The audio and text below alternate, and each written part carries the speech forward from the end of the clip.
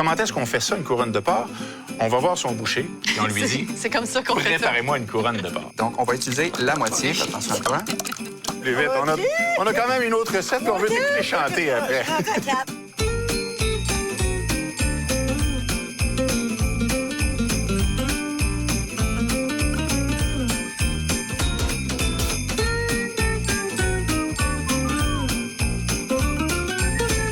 Bonjour tout le monde, bienvenue à Qu'est-ce qui mijote? Joyeuse fête, là. Joyeuse fête, Martin! Ouais, c'est le fun, ça. Oui, absolument. Aujourd'hui, on a décidé de vous proposer, pour l'occasion évidemment, des recettes que vous allez reconnaître parce qu'elles sont traditionnelles, mais vous allez comprendre qu'on fait jamais rien comme tout le monde. Alors, elles sont présentées avec une petite twist moderne. On les actualise un peu. Toujours. Toi aussi, tu vas apprendre à renouveler un peu certaines techniques, entre autres l'emballage de cadeaux. Oui, parce qu'on sait que c'est pas tellement écologique. C'est le Ben, fun, mais il y a moyen de gaspillage. faire ça de façon plus verte. Mais on va avoir Nadja qui va venir cuisiner avec moi et qui, en plus de tout ça, va nous interpréter une chanson extraite de son album de Noël qui est sur le marché depuis plusieurs semaines maintenant. Une grande voix. Ah, une grande voix et une personne absolument adorable et fantastique. Oui. Ça s'en vient tantôt. Mais d'abord, Laurence, on a 3 belles recettes aujourd'hui à l'émission. Alors, nous allons faire un gâteau trésor double chocolat. On fait également une reliche de canneberge en gelée et un pilaf d'orge, basilic et 4 fromages. Mais on commence, et ça c'est beau, avec une couronne de porc farcie.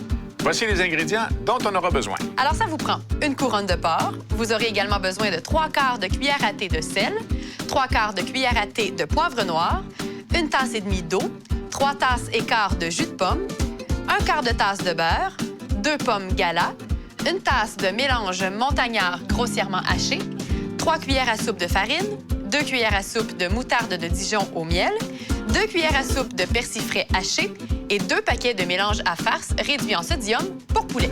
On va être prêt à commencer à cuisiner, mais nous, on a commencé. On a pris un petit peu d'avance, je vais vous dire. On a fait cuire la couronne de porc. Mais je vais vous dire d'abord, comment est-ce qu'on fait ça, une couronne de porc?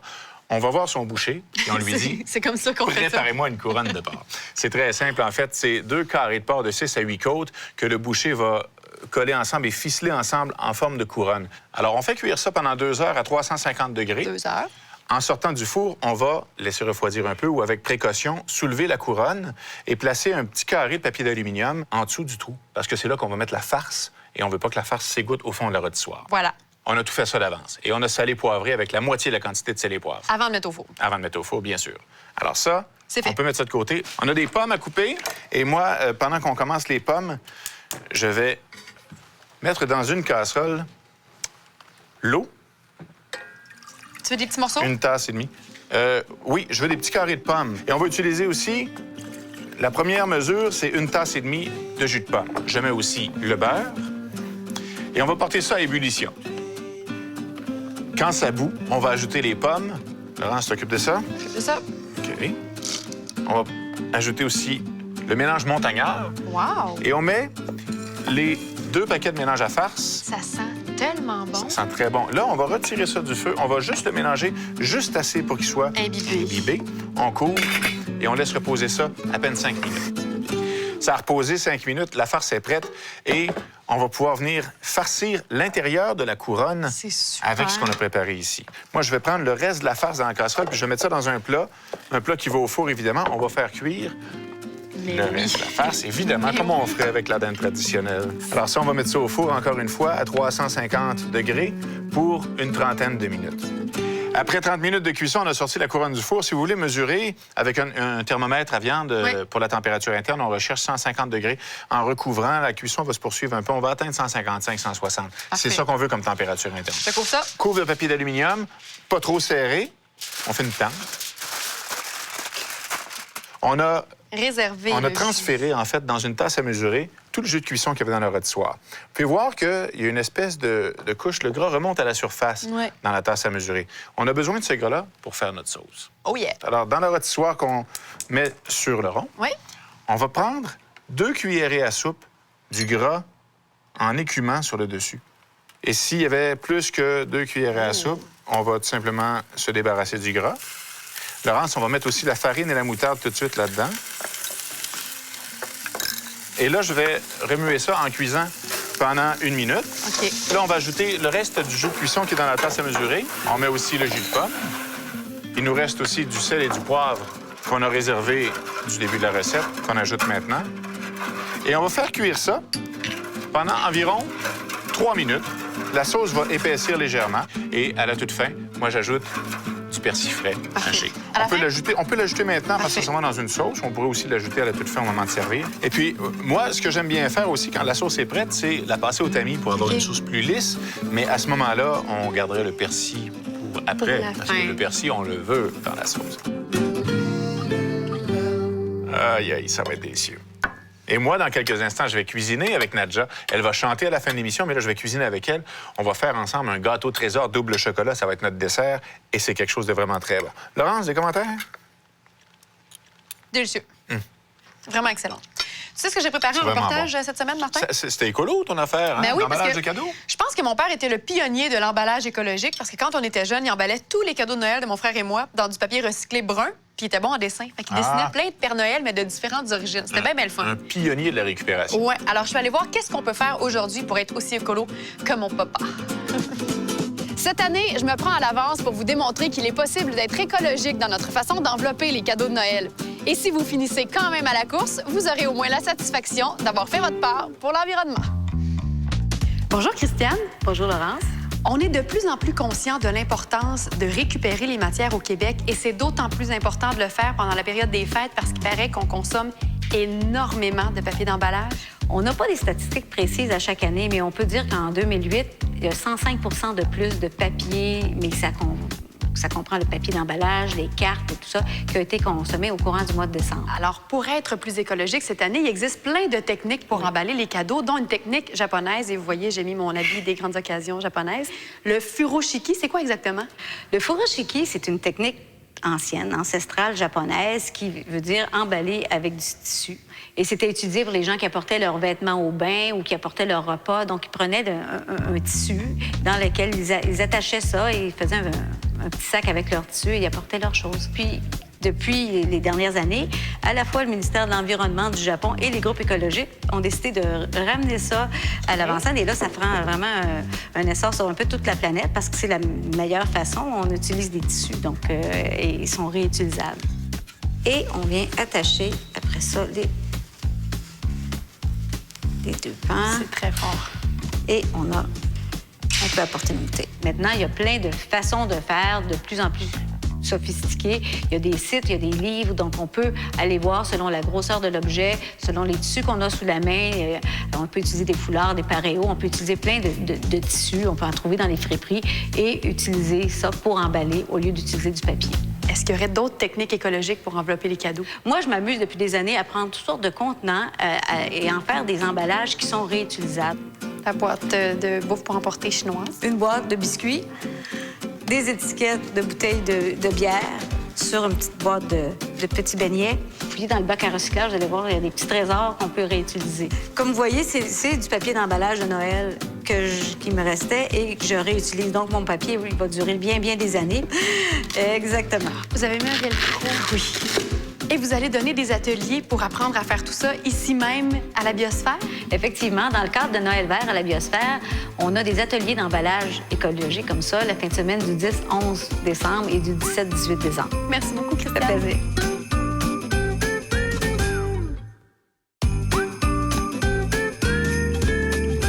Moi, Noël, bien sûr, étant une fille du Lac-Saint-Jean, c'est la tourtière. Puis c'est épais de même, de la croûte, de la pâte, puis à l'intérieur, il y a des pommes de terre, des oignons, il y a de la viande. Ça, c'est Noël à chaque année pour moi.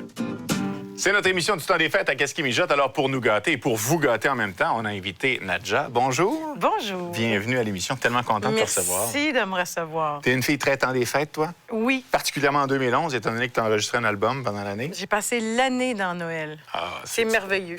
Alors, on a un magnifique dessert, en fait, qu'on va préparer. C'est un gâteau trésor double chocolat. Prête à y aller avec ça? Oui. Voici les ingrédients dont on aura besoin pour cuisiner ce gâteau. Ça nous prend une tasse 3/4 de sucre, une tasse 3/4 de farine, 2 cuillères à thé de bicarbonate de soude, 1 cuillère à thé de poudre à pâte, 1 demi-cuillère à thé de sel, 5 carrés de chocolat non sucré, 1 tasse de café fort, 3/4 de tasse de crème sûre, 1/4 de tasse d'huile, 1 cuillère à thé de vanille, 2 barres de chocolat au lait, 1/4 de tasse de crème 10 %, 1 tasse de framboise fraîche et 2 tasses de garniture fouettée dégelée. Pour commencer, on mélange dans un grand bol tous les ingrédients. Vous aurez remarqué que le chocolat qu'on avait tantôt en carré, on l'a fait fondre en suivant les instructions sur l'emballage. Oui. Alors, je te laisse aller avec Le mixeur, t'es sûr? OK. Ben là, je me fie sur toi. C'est pas bien compliqué. On met tout dans le bol. On met tout dans le bol. Le sucre, la farine, le bicarbonate de soude, le sel et la poudre à pâte. Et ensuite, on va mettre une tasse de café fort OK. qu'on a laissé refroidir à température pièce. Je vais juste peser sur Ouais, on. la petite flèche en haut. Ouh! Tu vois, il y a différentes vitesses aussi. Si tu veux y aller très lentement, tu laisses ça comme ça. Qu'est-ce que tu me suggères? Ben, je te suggère qu'on y aille un petit peu plus vite. OK. On a quand même une autre recette, puis on veut OK. t'écouter chanter après. Je rentre à 4. C'est bon, 4, C'est c'est bon, bon. 4, c'est bon. Fais-moi un petit peu de place que je puisse ajouter oui, la crème vas-y, sûre. vas-y. Alors, j'y vais avec le reste des ingrédients aussi. Tiens, je vais mettre OK. tout de suite l'huile, OK. la vanille et, bien sûr, le chocolat. Chocolat non sucré. Elle est toute, là. Oui, inquiète-toi pas. Tiens, regarde. Et on va tout vider ce mélange-là OK. dans le moule à charnière. Alors, on va venir simplement frapper un ou deux coups comme ça pour OK. laisser ressortir les bulles. OK. On va mettre ça au four à 350 degrés et on va faire cuire le gâteau de 50 à 55 minutes ou jusqu'à ce qu'un cure-dent inséré au centre en ressorte pas. Le vieux truc. D'accord?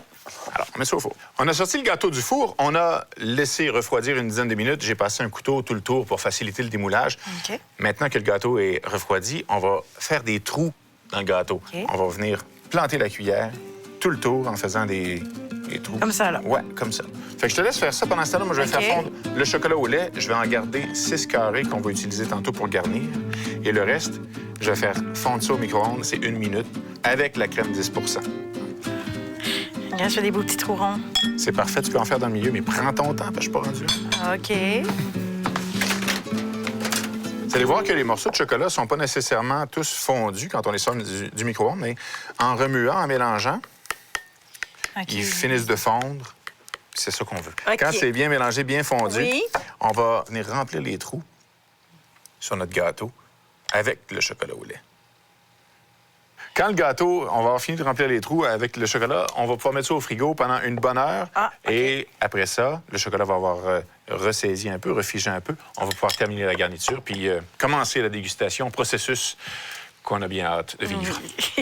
Le gâteau est sorti du frigo, bien refroidi. Le chocolat est prêt à recevoir la garniture fouettée. Nadja, on a la garniture fouettée dégelée que Oui. je vais te laisser étendre sur le gâteau. Pendant ce temps-là, moi, j'ai fait fondre les 6 carrés de chocolat au lait qui restaient.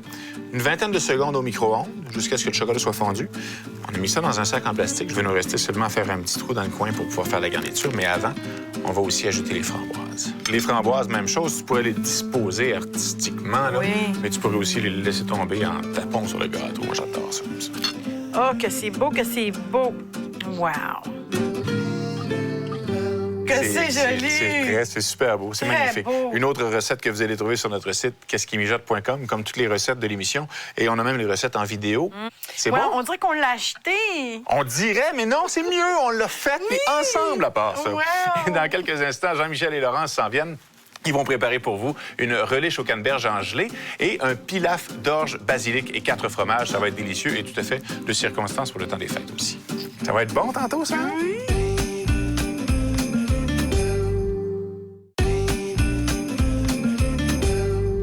Mon plus beau souvenir de Noël, c'est il y a 2 ans, quand j'ai reçu mes meilleurs amis le 24 décembre. J'ai préparé une bûche de Noël de 36 pouces de long avec un cassoulet. Cassoulet qui a pris 7 heures à cuire et qui pesait au final 26 livres. Ce fut une très, très belle soirée. J'ai cru au Père Noël tellement longtemps que c'est ma grand-mère qui un jour a décidé qu'il était temps de briser la magie. Ça a l'air ingrat comme ça, mais imaginez si j'étais entrée au secondaire en croyant encore que le Père Noël existe. Merci, grand-mère. On est de retour à l'émission avec Jean-Michel. Jean-Michel, nous autres, on va s'occuper des accompagnements. Oui, fait qu'on va préparer une relish au canneberge en gelée avec un pilaf d'orge, basilic et 4 fromages. Wow! Alors, voici ce que ça vous prend d'abord pour la relish. Vous aurez besoin de 1 demi-cuillère à thé de cannelle moulue, 1 tasse et demie d'eau bouillante, 1 tasse et demie d'eau froide, 1 boîte de quartier de mandarine égouttée, 2 tasses de canneberge fraîche, une demi-tasse de sucre et 2 paquets de poudre pour geler à la canneberge. Alors, j'ai déjà commencé avec l'orge. OK. Donc, dans une marmite, j'ai placé de l'oignon haché avec du céleri, du bouillon de poulet et finalement de l'orge. On amène ça à ébullition, puis ensuite, on va baisser le feu juste pour que ça mijote pendant environ 40 minutes. Parfait. OK? Donc, ça, c'est quelque chose qui se fait bien à l'avance. Ça se réchauffe aussi super facilement. Puis tout à l'heure, à la fin, on va ajouter les aromates à l'intérieur. Excellent. Pour ce qui est de la relish maintenant, Oui. alors, on va commencer avec la poudre pour geler qu'on va mélanger avec la cannelle moulue et finalement l'eau chaude. On va mélanger avec une spatule comme ça ici. Donc, l'avantage d'utiliser la spatule, c'est qu'on voit bien la dissolution de la poudre. OK. Donc, on mélange jusqu'à temps que ça soit bien dissous. Excellent. Donc, maintenant, je vais ajouter l'eau froide. C'est ici. Et donc, je vais terminer de mélanger et je vais placer ça au réfrigérateur pendant environ 1 heure et on va attendre que ça épaississe. On veut pas que ça fige complètement, mais on veut juste le faire épaissir. OK, parfait. Intéressant avec la cannelle, hein? Oui. Donc, Laurence, tu vois la texture. Donc, Oui. ça l'a légèrement épaissi. C'est Donc, semi-pris. c'est semi-pris. Donc, on va utiliser la moitié. Oui. Fais attention à toi. Comme ça ici. Ah, la OK. moitié, OK. La moitié. L'autre portion, on va la réserver. Évidemment, on la met pas au frigo parce que sinon, OK. on va finir de prendre.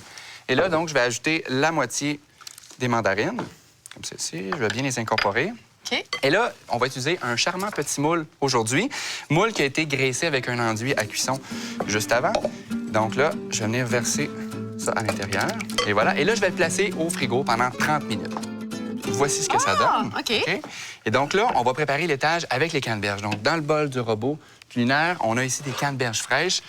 On va les réduire. En fait, on ne veut pas faire une purée, mais on veut les hacher grossièrement. On va pouvoir aussi ajouter le sucre. OK. Une quantité de sucre.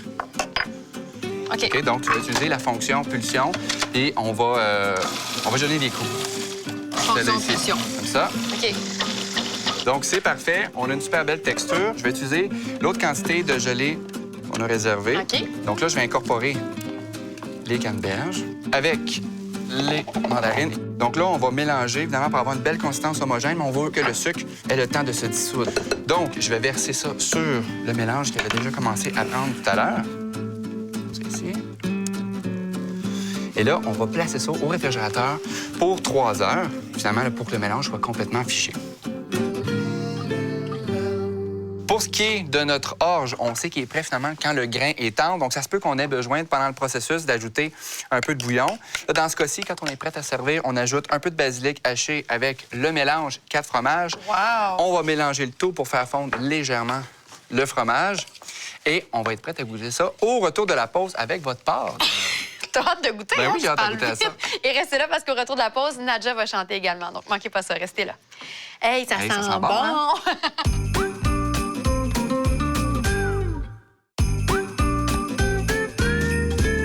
Parmi mes beaux souvenirs de Noël, ce qui me revient rapidement à la mémoire, c'est les visites chez ma grand-mère avec toute la parenté. C'était rare dans l'année qu'on pouvait boire de la liqueur, mais à ce moment-là, ma grand-mère nous permettait de boire de la liqueur dans des petits verres en plastique, surtout du ginger ale. Mais là, je veux juste dire à mes cousins et cousines, les petits verres en plastique de grand-mamie, c'est moi qui les ai. Fait que si vous voulez reboire du ginger ale comme dans le temps, allez faire un tour à la maison. Joyeuse fête. Alors, Nadja, c'est à ça que va ressembler notre souper de Noël cette année. C'est Qu'est-ce que- super beau. C'est beau? T'as hâte de Je goûter à veux ça? le faire, puis je vais l'essayer. Bon, bien, regarde, tu vas pouvoir l'essayer avant de le faire pour recevoir en plus. Pas génial. On peut célébrer Noël de bien des façons, mais on peut aussi ajouter un petit quelque chose en allant te voir en spectacle. Oui! Au Capitole. Capitale de Québec, tout le mois de décembre. Jusqu'à la fin du mois, effectivement. Les dates de spectacle sont sur ton site Internet, nadja.mu. Oui. Et là, ton album de Noël qui est sorti depuis quelques semaines, qui est splendide. Merci. Parle-nous un peu de la chanson que tu vas nous faire parce que Nadja va chanter quelque chose. Bien, c'est sûr que sur mon album de Noël, il y a des chansons qu'on connaît, qu'on aime, mais ce matin, je voulais vous en faire une qui est beaucoup moins connue, que j'ai déterrée dans le temps des 78 tours. Oh, wow. Une vieille chanson d'André Claveau. Ça s'appelle Noël sans vous. Oh boy. Merci de nous offrir ça. plaisir. Je lève mon verre. On vous souhaite un très joyeux temps des fêtes. Merci de nous suivre. Merci de célébrer avec nous. Cheers. Vous allez retrouver toutes les recettes et l'émission sur tva.canoe.ca. Jean-Michel? Moi, je vous laisse, je m'en vais m'installer. Nadja, merci beaucoup. Merci à vous et on vous laisse avec une chanson de Nadja tout le monde.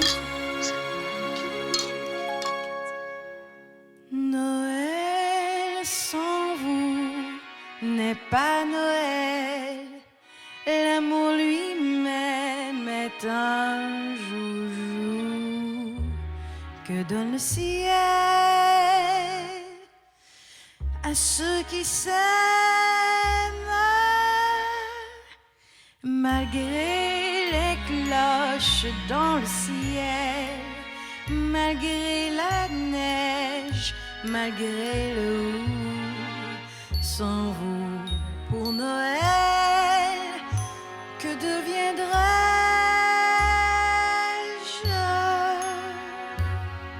Sur le sapin poudré d'argent, j'ai mis nos souvenirs, et tout en haut, mon cœur d'enfant vous dit de revenir. Si vous veniez pour mon Noël, à la seconde, comme un cadeau, j'aurais le plus beau Noël du monde. Merci au Hilton Québec.